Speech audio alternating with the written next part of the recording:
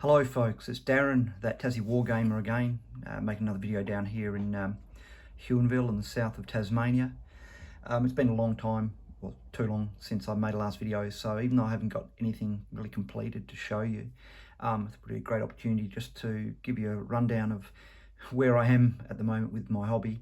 And I've got lots of bits and pieces. I've generally been flittering and fluttering between sort of one project and the next. Sometimes it's really good, sometimes it's not good to focus on one thing if you don't feel like it. So I've got a few completed pieces, or one completed piece, and I can show you, and then I can show you the rest. You can probably see a few bits and pieces in the camera, but I'll start at the beginning. How's that sound? Right before Christmas, I think you might have seen, I received, I think in my last video I put that I received the Dead Man's Hand package from the UK.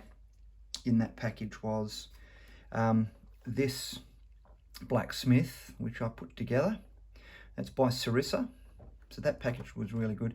I put a bit of black along the bottom there just to dirty it up. It doesn't look best yet, so I'm going to go back through and do a little bit more weathering on it.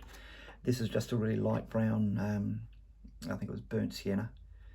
I think it was burnt sienna along it.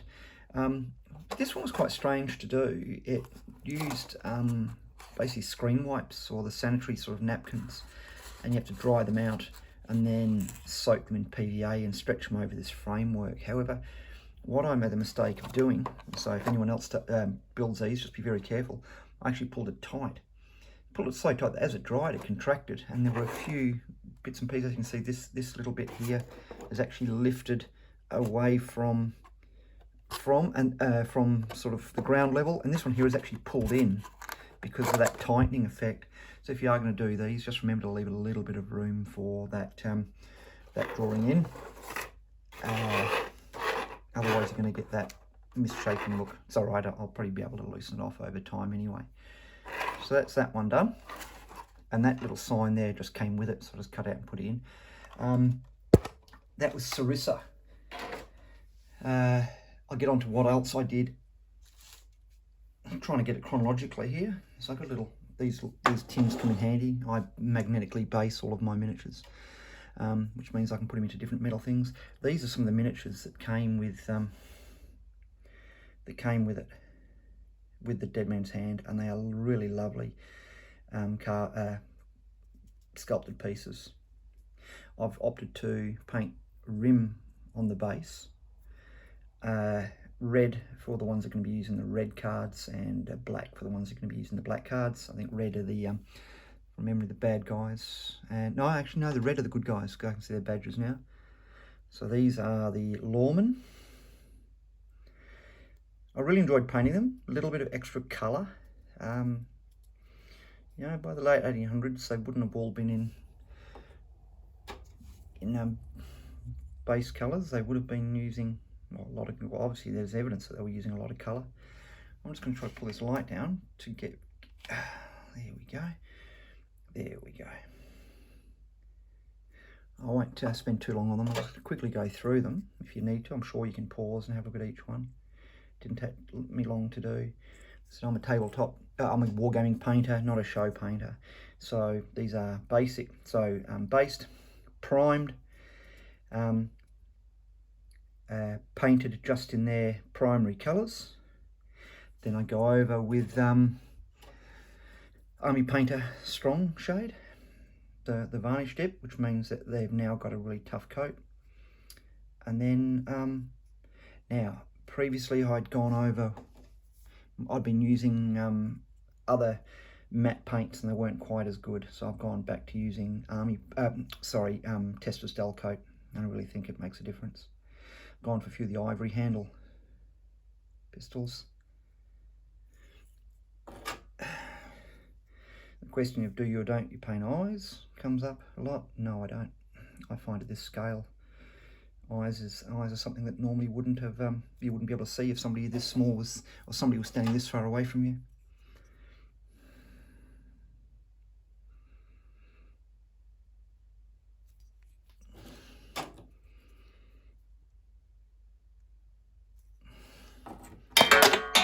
And luckily I hard coat them, because you just heard one of them bounce off the table onto the floor via the metal chair.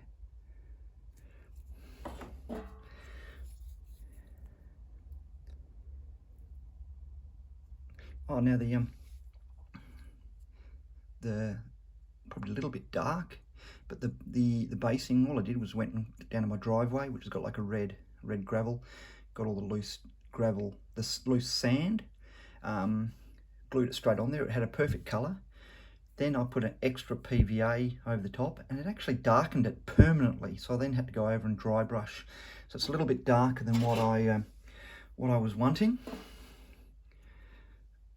but it's worked out okay. This fella here might not be perfectly accurate, time-wise, I should say. But look, I like the look of his uniform, and looked at the time, I thought he might have been perfect to be dressing up as a ex-American Mexican War veteran, maybe. So I sort of gave him that that officer's, I think the officer's uniform from the Mexican War. I don't know, something different. That's it for those guys.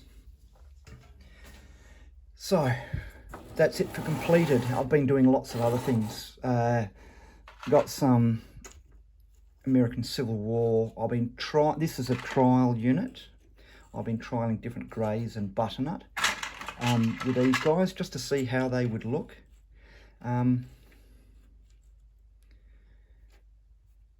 I want to eventually, if I don't get it quite right with the colours, I might look and go, no, I'm not really going to do that colour as a butternut or that colour as a grey. I'm not going to change them. I'm just going to put them into other units to sort of soften it off a little bit.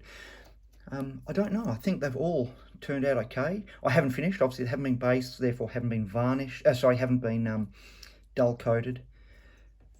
But all of the colours that I've used seem to be going okay. A nice range rather than that standardised grey. I will go for some standardised grey in other units. Standardised grey in other, and then I can spread these ones out so the greys won't be all in one unit, and these won't all be in one, and sort of they'll be blended up a little bit more. So I reckon the colours worked right. Brown, different sort of yellows,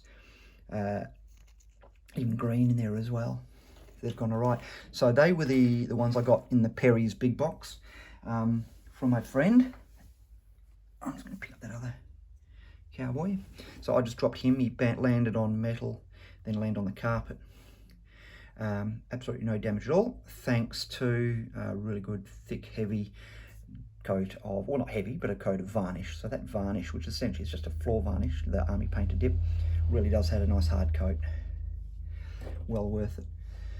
I might just lift you up now, take you on a little journey. So over here, just on this board here, just a heap of, when I bought the Perry's, some of them were already glued, but they were multi-base, so I had to carefully prise them off the multi-bases, putting them onto single bases.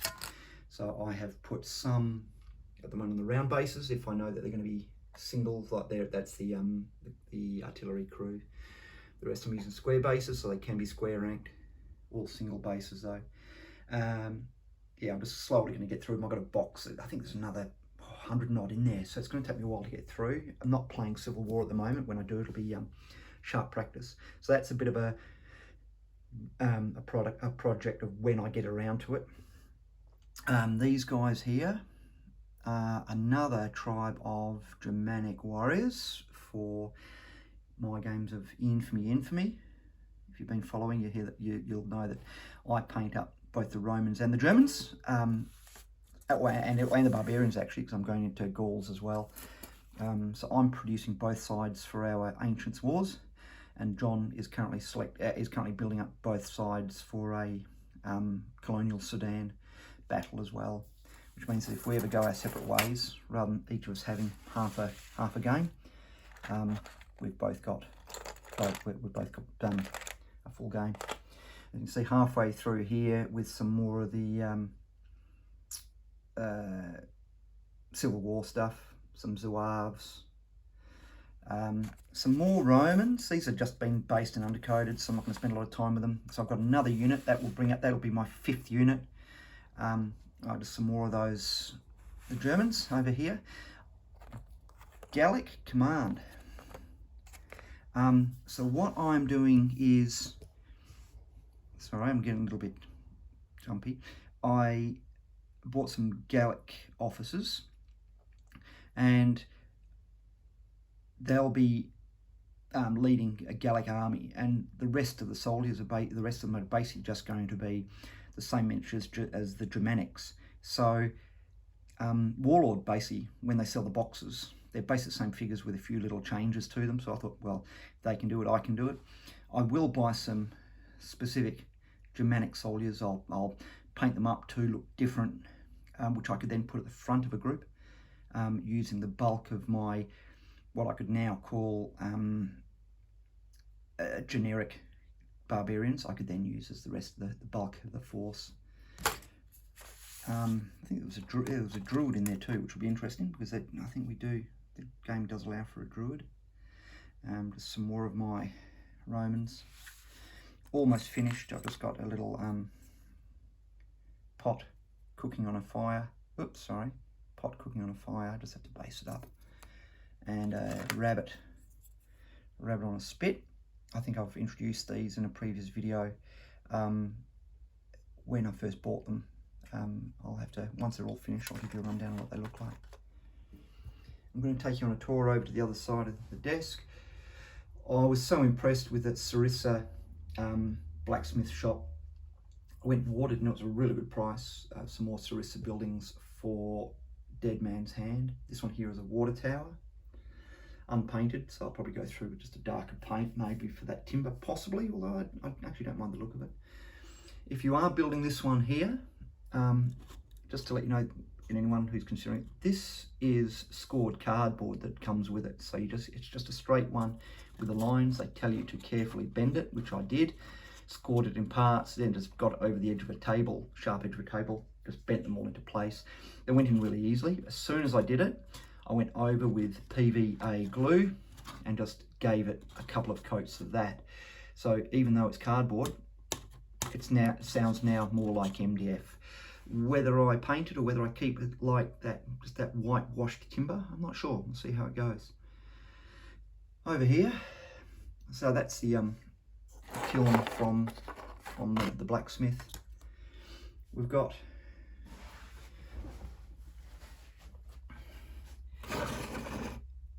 one house, and as you can see, so I've got a couple of houses on top, so I'm going to remove those for you. These go together really easy. I haven't done the signs yet, and this is only single. All I've done is a single coat using craft paint. Trying to get them off with one hand after they've been painted. Obviously, the glue is set on. The paint is set, so I'm not going to get them off. There's nothing interesting on the inside anyway. So I've got that two-story one. I've got this longer single-story, smaller single-story. The green hasn't come on so well, but then again, it's just been patched paint by the owner. Another single story and another double story. I think the double stories are probably both going to be taverns, inns, hotels. That red came up really good. That's just a standard Kaiser Craft red. And it does delve down a little bit, and I was really surprised that I didn't prime this timber, the MDF. It just went straight on, and it's a really good, it takes paint really well. Been getting games in almost every week. This weekend is the first weekend with John and I aren't playing, because we've got a little bit on. So tomorrow, which is when I'd normally be playing, I'm going to be doing some more painting. But yeah, we've been playing basically since Christmas, nothing but Infamy, and really loving it. When I first played the first game, I went, oh gee, I'm not really sure. It feels a little bit similar to Sharp Practice, but not quite as good. And now we're hooked on it. Honestly, I've probably even spoken about this in the previous video, but I can't remember because it's been so long. But look, it's just the imbalances in the two sides, you know, the formality of the Romans versus that plain vigor of the barbarians. It's really good. I'd recommend it. Anyway, look, I'm just about to run out of time, so I might make another video shortly. Thanks for watching. This is the Tassie Wargamer. Keep gaming.